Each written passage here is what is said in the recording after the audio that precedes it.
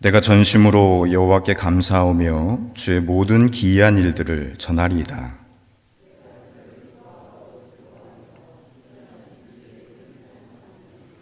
내 원수들이 물러갈 때 주 앞에서 넘어져 망함이니라.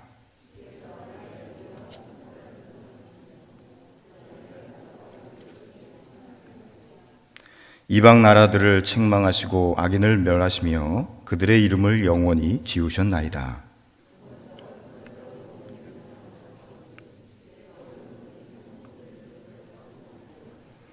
여호와께서 영원히 앉으시며 심판을 위하여 보좌를 준비하셨도다.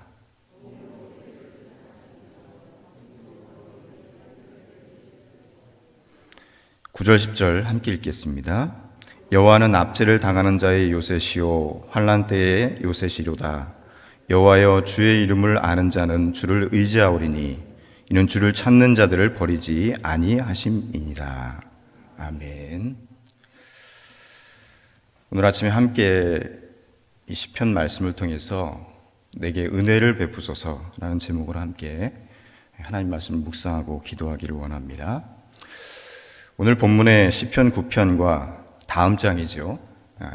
시편은 본래 하나였다가 두 개로 나뉘었다고 학자들은 그렇게 이야기를 하고 있습니다. 왜냐하면 히브리어 성경과 히브리어 성경을 헬라어로 번역한 70인역이라는 성경이 있습니다. 그리고 이 70인역을 성경을 라틴어로 번역한 성경이 바로 불가타 성경입니다. 그리고 이 70인역 성경을 라틴어로 번역한 이 불가타 성경과 70인역 성경에는 모두 시편 9편과 시편이 하나로 되어 있기 때문에 시편 9편과 시편이 하나였다는 것을 학자들은 그렇게 이야기를 하고 있는 것입니다. 그리고 9편에는 표제어가 있는 반면에 시편에는 표제어가 없습니다. 시편 앞에 보면은 그 시편을 기록한 다윗의 시 그런 내용이 표제어로 붙어 있는데 시편에는 없는 것으로 나옵니다. 오늘 시편의 표제에도 낯선 단어를 볼 수가 있는데요. 그것은 다윗의 시 그리고 인도자를 따라 무라벤에 맞춘 노래라고 그렇게 기록을 하고 있습니다. 무라벤이라는 단어가 시편에서 여기만 나오기 때문에 그 의미를 포괄적으로 알기는 참 어렵습니다. 하지만은 무라벤이라고 하는 그 벤은 아들이라는 의미를 가지고 있습니다. 벤, 아들. 우리가 잘 아는 것처럼 야곱의 막내 아들의 이름이 베냐민입니다. 그 뜻이 무엇입니까? 오른손의 아들입니다. 베냐민. 그리고 베너라는 제목의 영어가 있는데요. 그 베너가 바로 훌의 아들이라는 뜻을 가지고 있습니다. 벤허, 훌의 아들. 그래서 이 무라벤은 아들의 죽음이란 의미로 여겨집니다. NIV 성경에 보면은요, 아들의 죽음을 노래한 곡조를 따라라고 그렇게 표제어를 달고 있습니다. 그래서 이 시편은 어떤 배경으로 지어졌는지는 명확히 알 수 없지만은 아마도 다윗이 아들을 잃고 나서 압살롬이었죠. 반역한 아들 압살롬의 죽음 이후에 쓰여진 시편이 아닌가 이렇게 추측을 하고 있습니다.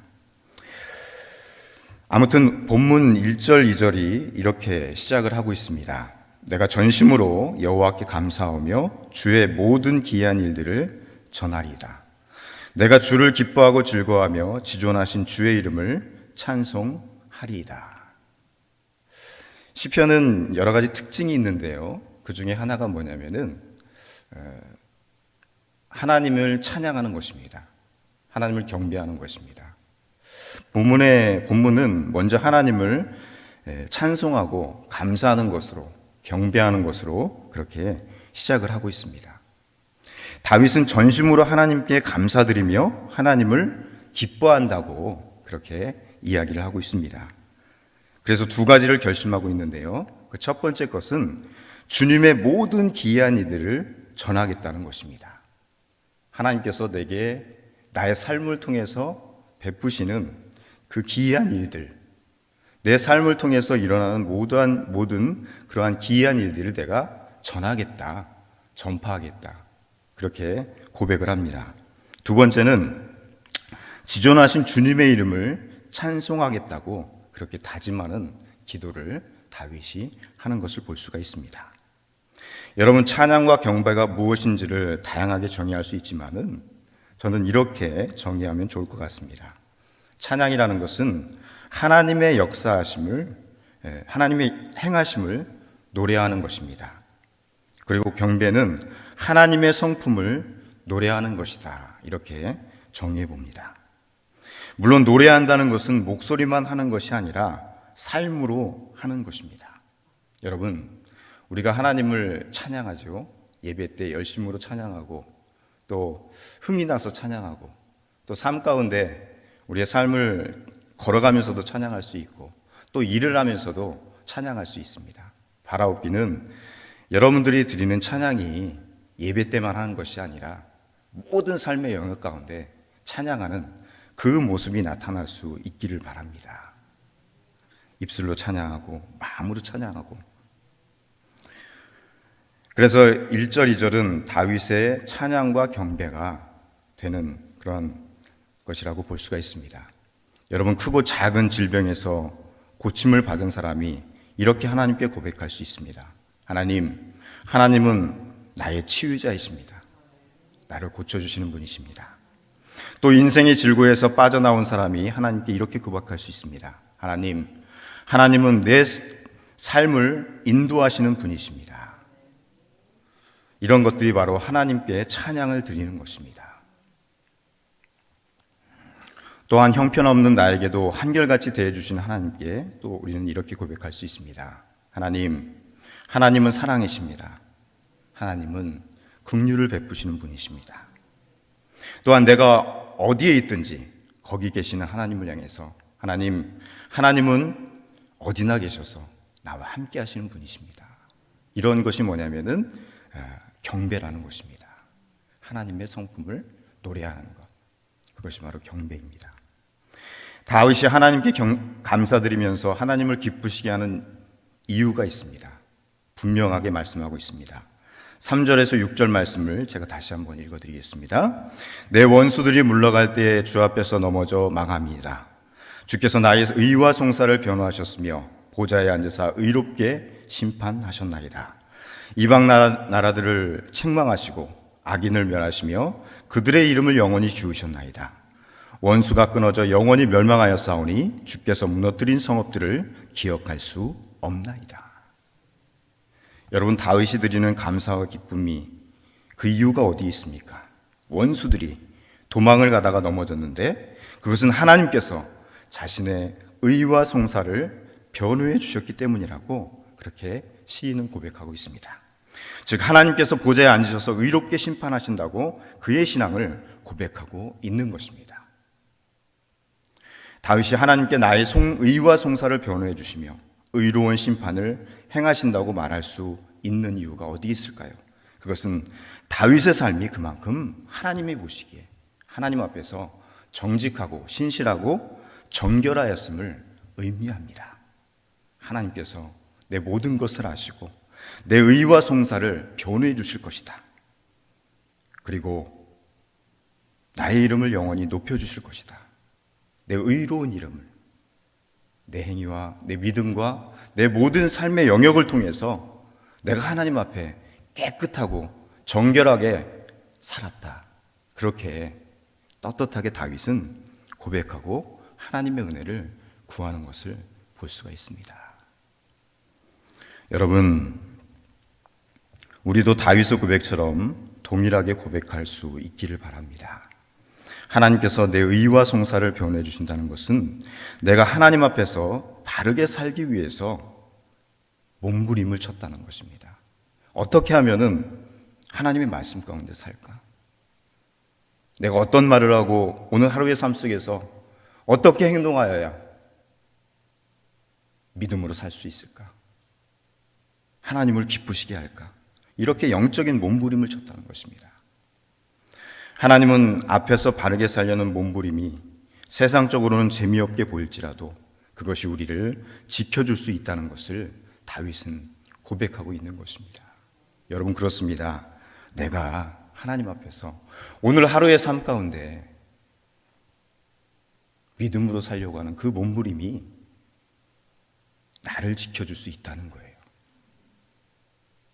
그저 피하려고만 하고 믿음의 삶, 영적인 삶에서 떠나려고 할 때는 보호심을 받을 수가 없습니다. 여러분, 오늘 하루의 삶 가운데 하나님 앞에서 믿음의 몸부림, 영적인 몸부림으로 은혜를 구하면서 사실 수 있기를 바랍니다. 그럴 때 하나님께서 우리를 도와주시고 우리를 돌봐주시고 함께 하실 줄을 믿습니다. 5절 말씀에 보면은 또한 이방 나라를 책망하시고 그들의 이름을 지우시고 주님께서 무너뜨린 성읍을 기억할 수 없다는 것, 이렇게 고백하고 있습니다. 출애굽과 가나안 땅에서의 전쟁을 치를 때에 하나님께서 역사하신 일을 다윗은 표현하고 있는 것입니다. 이스라엘 민족을 통해서 하나님께서 어떻게 역사하셨는가? 어떻게 은혜를 베푸셨는가? 이스라엘 자손이 출애굽할 수 있게 된 것은 하나님의 전적인 은혜였습니다. 그리고 하나님의 사랑하심의 결과라고 볼 수가 있습니다. 이스라엘 자손들이 아무리 원하였더라도 하더라도 하나님께서 은혜를 베풀지 않으셨다면 애굽의 소나기에서 벗어나지 못했을 것입니다. 하나님께서 그들을 애굽에서 벗어나게 해서 자유로운 백성이 되게 하시기 위해서 애굽에 10가지 재앙을 내리셨고 홍해를 갈라주셨고 그 바닥을 마른 땅과 같이 만들어 주셔서 이스라엘 백성이 걸을 수 있도록 해주셨습니다. 그뿐만이 아닙니다. 광야 40년 동안 구름 기둥과 불 기둥으로 인도해 주셨습니다. 그리고 그들이 입은 의복이 헤어지지 않고 발이 부르트지 않게 역사해 주셨습니다. 가나안 땅을 차지하게 되는 때에도 하나님의 역사는 그치지 않았습니다. 이스라엘 자손들은 애굽에서 노예였기 때문에 군대를 조직하거나 무기를 사용하는 그러한 일을 할 수가 없었습니다. 그런 사람들, 힘이 없고 나약한 민족들, 그런 사람들이 어떻게 가나안 땅을 차지할 수 있었겠습니까? 그래서 다윗은 조상 이스라엘 자손들의 성읍을 무너뜨렸다고 하지 않고 6절에 보면 주님께서 무너뜨린 성읍들을 기억할 수 없습니다 라고 고백하고 있는 것입니다. 이스라엘 백성들이 힘이 있어서 적군을 무너뜨린 것이 아니라 하나님께서 그렇게 하셨다. 주님께서 무너뜨린 그 성읍들을 기억할 수 없습니다. 하나님을 찬양합니다. 능력 있고 힘 있는 하나님을 찬양합니다. 그렇게 다윗은 고백하고 있는 것입니다. 다윗은 계속해서 하나님에 대해서 9절 10절에 이렇게 고백합니다. 여호와는 압제를 당하는 자의 요새시요 환난 때의 요새시로다. 여호와의 주의 이름을 아는 자는 주를 의지하오리니 이는 주를 찾는 자들을 버리지 아니하십니다. 아멘. 여러분, 다윗은 하나님께서 압제를 당하는 사람들에게 요새가 되신다고 말씀합니다. 다윗이 사울의 칼을 피해 도망다닐 때 하나님께서 요새가 되심을 깊이 체험했을 것입니다. 여러분, 지금은 전쟁이 발발하면은 전후방이 따로 없습니다. 또 높은 곳이나 낮은 곳이 따로 없습니다. 왜냐하면은 전투기로 공격을 하거나 대포나 미사일을 날리게 되면은 오히려 높은 곳에 있는 그런 건물이나 요새라고 생각되는 부분이 더 타격을 받고 무너질 수밖에 없습니다. 소용이 없다는 것입니다. 하지만 고대에는 달랐습니다. 높은 곳의 요새는 전쟁에서 절대적으로 유리했습니다. 하지만 다윗은 참된 요새는 자연지행에서 만들어진 건물이 아니라 하나님께서 우리의 요새가 되어주셔야 된다고 그렇게 고백하고 있는 것입니다. 여러분, 이 세상에 많은 위험들이 있습니다. 무엇이 우리를 돌봐줄 수 있겠습니까? 내가 살고 있는 집입니까? 내가 타고 다니는 자동차입니까? 또 세상에 어떤 것입니까? 그렇지 않습니다. 우리 입술을 통해서 하나님께서 나의 요새가 되어주셔서 나를 지켜주셔야만, 나와 함께 하셔야만 모든 위협으로부터 나를 보호할 수 있습니다. 그런 고백이 우리 입술의 고백이 되어지길 소원합니다. 다윗의 하나님에 대한 고백은 13절에서 또 이렇게 이어집니다. 여호와여, 내게 은혜를 베푸소서. 나를 사망의 문에서 일으키시는 주여, 나를 미워하는 자에게서 받는 나의 고통을 보소서. 그리하시면 내가 주의 찬송을 다 전할 것이요, 딸 시온의 문에서 주의 구원을 기뻐하리이다. 다윗은 자신이 대적자들로 인해서, 원수들로 인해서 죽음의 문턱에까지 갔었지만은 하나님의 이끌어 주심과 건져 올려 주심으로 인해서 하나님을 찬양합니다. 하나님의 구원을 기뻐한다고 그렇게 고백하고 있는 것을 볼 수가 있습니다. 여러분, 오늘의 시편은 악인의 심판을 기원하며 이렇게 마무리되고 있습니다. 19절 20절 말씀입니다. 여호와 일어나사 인생으로 승리를 얻지 못하게 하시며 이방 나라들이 주 앞에서 심판을 받게 하소서. 여호와여, 그들을 두렵게 하시며 이방 나라들이 자기는 인생뿐인 줄 알게 하소서. 대부분의 시편들은 하나님을 찬양하고 또 경배하는 것으로 그렇게 끝이 납니다. 그러나 본문의 시편은 먼저 하나님을 찬양하고 경배하고 또 나중에 그 마음의 소원을 아뢰는 것을 볼 수가 있습니다. 아마도 다윗의 마음이 심히 어렵고 힘들었기 때문에 마지막까지 대적들을 물리쳐 주기를 바라는 그런 마음의 토로를 하나님 앞에 하고 있는 것 같습니다. 지금 다윗의 기원처럼 시편에는 시인이 하나님께 악인을 벌해달라는 기도를 드리는 내용이 있습니다.